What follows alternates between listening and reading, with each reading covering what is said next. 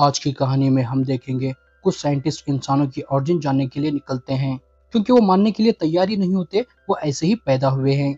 इन्हें लगता है किसी ने तो किसी ने जरूर इंसानों को बनाया है और वो इस बात को पता लगाने के लिए अंतरिक्ष में निकलते हैं। तो चलो देखते हैं वो पता लगा पाते हैं या नहीं। कहानी की शुरुआत में हम देखते हैं हमारे अर्थ पर दूर दूर तक कोई भी जिंदगी नहीं होती और एक दिन यहाँ पर एक एलियन शिप आता है और एक एलियन बाहर आकर अपनी लाई हुई एक चीज खाता है, जिससे उसका शरीर मेल्ट होकर समंदर में जाने लगता है और इसी के शरीर से एक डीएनए बनता है। मतलब अर्थ पर लाइफ शुरू होती है। और यहाँ से कहानी 2089 के समय में आती है, जहाँ पर हम एक कपल एलिजाबेथ और चार्ली को देखते हैं। इन्हीं गुफाओं के अंदर बहुत सारे प्राचीन पिक्चर मिलते हैं जो लगभग 35,000 साल पुराने होते हैं। और यहाँ पर वो देखते हैं एक पिक्चर में एक आदमी कुछ स्टार की तरफ इशारा कर रहा होता है और इन्हें ऐसे ही और भी कई पिक्चर मिलते हैं जो देखकर इन्हें लगता है शायद हमारे बनाने वाले चाहते हैं हम उन्हें ढूंढे। और यहाँ से कहानी 2093 में जाती है, जहाँ पर हम देखते हैं कुछ साइंटिस्ट इंसानों के क्रिएटर का पता लगाने के लिए निकलते हैं, जिन्हें ये लोग इंजीनियर्स कहते हैं। और ये लोग उनके काफी नजदीक आ जाते हैं तो एक रोबो जिसका नाम डेविड होता है उन सबको स्लीपिंग चैम्बर से उठाता है, जो लगभग 2 साल से सो रहे होते हैं। और अब ये सब लोग एक जगह पर जमा होते हैं जहां पर पीटर वेलेंट का होलोग्राम आता है जो इन सबका बॉस होता है और इन्हें बताता है मैं इस वीडियो को 1991 में रिकॉर्ड कर रहा हूँ और आप लोग जब ये देख रहे हो शायद मैं मर चुका हूँ और मैंने अपनी पूरी जिंदगी लगा दी जानने के लिए हमें किसने बनाया है और क्यों, और मरने के बाद हमारा क्या होगा। और आखिर में मुझे 2 लोग मिल गए जो मुझे इसका जवाब दिलाएंगे। डॉक्टर चार्ली और डॉक्टर एलिजाबेथ ये दोनों इस मिशन के इंचार्ज है। और यहाँ पर ये दोनों बताते हैं हमें अर्थ पर बहुत सारे एविडेंस मिले हैं जिससे हम हमारे बनाने वालों तक पहुंच सकते हैं। जिससे हमें बहुत प्राचीन गुफाओं में इमेजेस मिले हैं जिसमें एक आदमी कुछ स्टार की तरफ इशारा कर रहा है और हमें इस पर रिसर्च करने के बाद पता चला ये हमारे अर्थ जैसा ही एक दूसरा प्लेनेट है जहाँ पर एक ही सूरज और एक ही चांद है और आज हम वहां पर ही पहुंच गए हैं। तो चलो चल के पता करते हैं आखिर हमें किसने बनाया है और क्यों। उसके बाद ये सभी लोग उस प्लेनेट पर उतरने लगते हैं जहाँ की पूरी जिंदगी बंजर होती है, मगर इन्हें वहां पर एक पिरामिड दिखता है जो देखकर इन्हें लगता है शायद ये इंजीनियर्स का घर है। तो ये लोग फौरन स्पेस सूट पहनकर उसके अंदर जाते हैं और ये लोग अपने 2 गैजेट छोड़ते हैं जो इस पूरे पिरामिड का मैप बनाकर उसे होलोग्राम में तैयार करता है।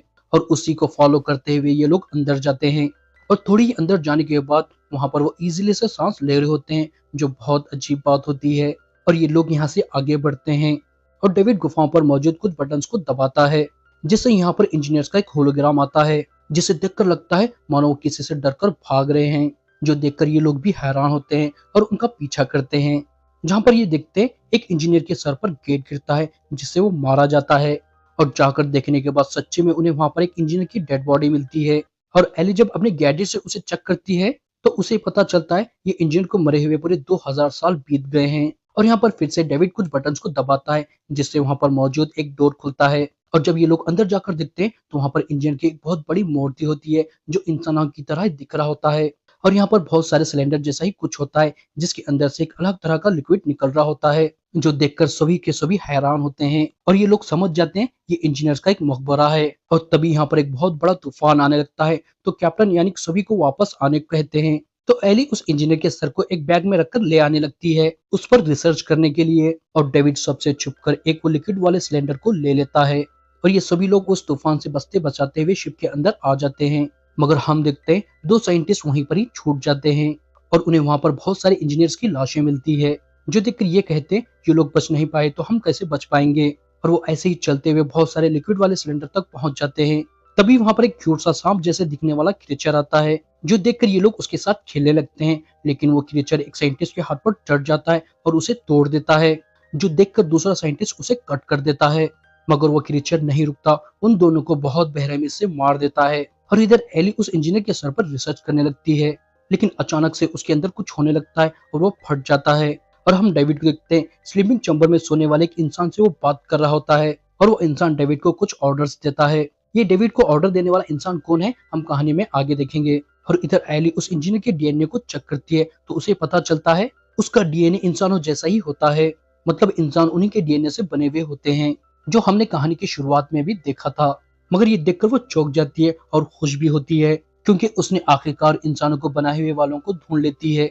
और इधर डेविड उस लिक्विड सिलेंडर से थोड़ा सा लिक्विड निकालता है और चार्ली के पास आता है और बातों ही बातों में उसके ड्रिंक में वो लिक्विड डालकर उसे पिला देता है। और यहाँ से चार्ली अब एली के पास जाता है जहाँ पर वो बहुत सारी रोमांटिक बातें करते हैं और उन्होंने आखिरकार मेकर्स को ढूंढ लिया था। तो इस खुशी में वो दोनों इंटीमेट होते हैं और एक दूसरे के साथ खुशी बांटते हैं। और अगली सुबह जब चार्ली उठता है तो उसकी आंखें पूरी तरह से लाल हो गई होती है, जो देखकर वो घबरा जाता है। तभी कैप्टन ऐलान करते हैं जो दो साइंटिस्ट वहीं पर छूट गए थे उनका कोई भी जवाब नहीं आ रहा, तो हमें उन्हें ढूंढने जाना होगा। तो अब ये लोग फिर से रेडी होकर उन्हें ढूंढने के लिए जाते हैं और उन्हें एक साइंटिस्ट की लाश मिल जाती है, लेकिन दूसरे की लाश गायब होती है, जो देखकर वो कुछ भी समझ नहीं पा रहे होते। और तभी वहां पर चार्ली की और तबीयत खराब होने लगती है, तो ये लोग उसे वापस ले आने लगते हैं। मगर डेविड आगे बढ़ता है और हर चीज को देखने लगता है और वो फिर से ऐसी जगह पर पहुंचता है जहाँ पर बहुत सारे लिक्विड सिलेंडर होते हैं। वो और आगे बढ़ता है और वो ऐसी जगह पर पहुंचता है जिसे देखकर लगता है ये इंजीनियर्स का कंट्रोल रूम है। और वहां पर फिर से वो कुछ बटन दबाता है और उसे वहां पर कुछ इंजीनियर्स का होलोग्राम दिखने लगता है, जिसे देखकर लगता है वो लोग कुछ मीटिंग कर रहे हैं। और यहाँ पर पूरे यूनिवर्स का विजुअल भी आता है जिसमें हमारा अर्थ भी होता है, जो एक निशाने पर होता है, जो देखकर डेविड समझ जाता है ये लोग अर्थ को मिटाने वाले हैं। और वहीं पर उसे एक इंजीनियर की स्लीपिंग चैम्बर भी मिलती है जिसमें वो सो रहा होता है और अभी भी वो जिंदा होता है, जो देखकर डेविड बहुत खुश होता है।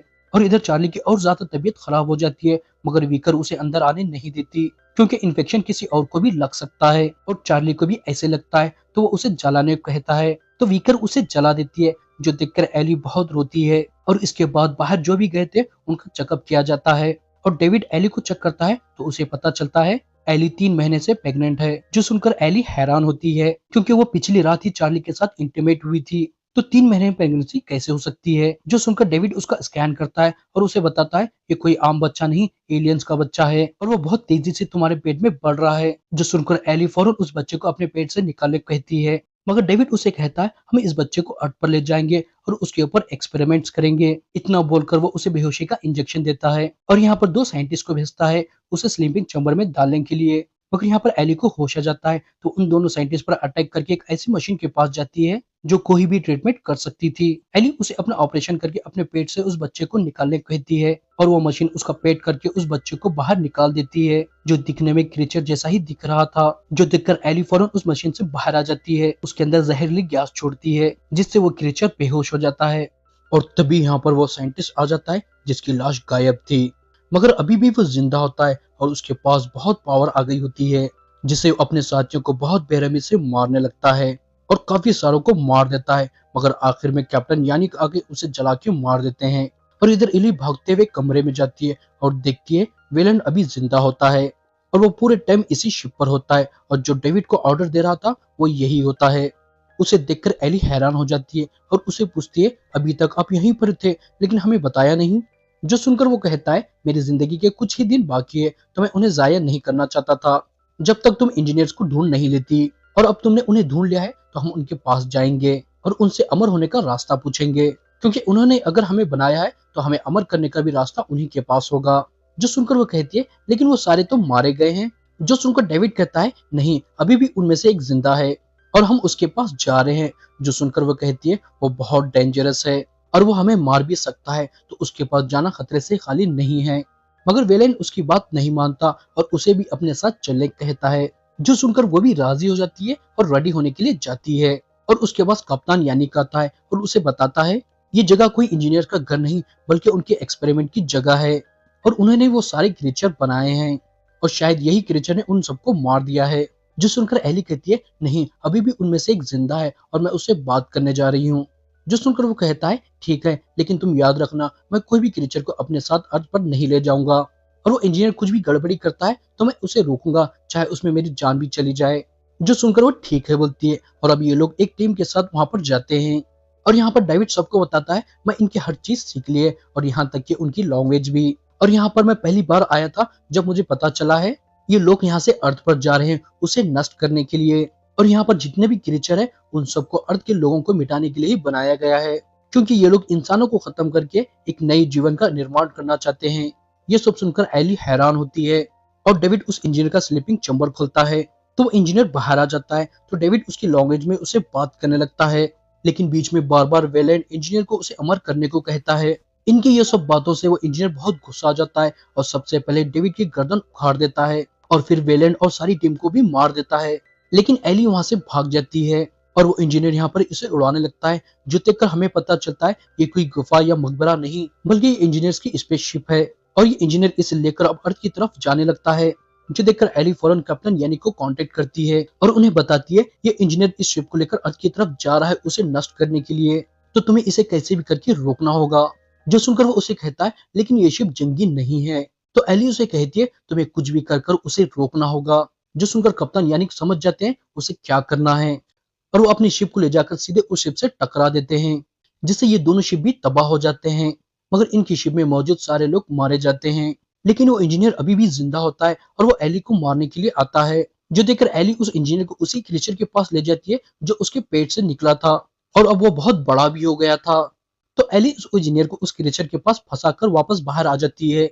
उस क्रीचर से इंजीनियर बहुत देर तक लड़ता है, लेकिन आखिर में क्रीचर उसे मार देता है। और इधर एली से डेविड का बचा हुआ सर कांटेक्ट करता है और उसे बताता है अगर तुम मुझे इस शिप से निकालती हो तो मैं तुम्हारी हेल्प करूंगा अर्थ पर ले जाने के लिए। दरअसल अभी भी यहाँ पर बहुत सारे इंजीनियर्स की शिप है और उन्हें मुझे चलाना आता है। ये सुनकर फौरन एली उसके पास जाती है और उसे ले लेती है।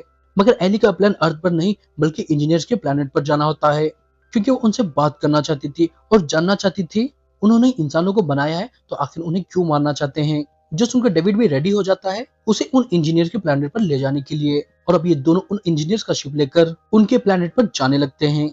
और इधर हम देखते हैं वो इंजीनियर मर तो जाता है, लेकिन उसकी बॉडी से एक अजीब सा क्रीचर निकलता है और इसी ट्विस्ट के साथ ये मूवी यहाँ पर खत्म हो जाती है।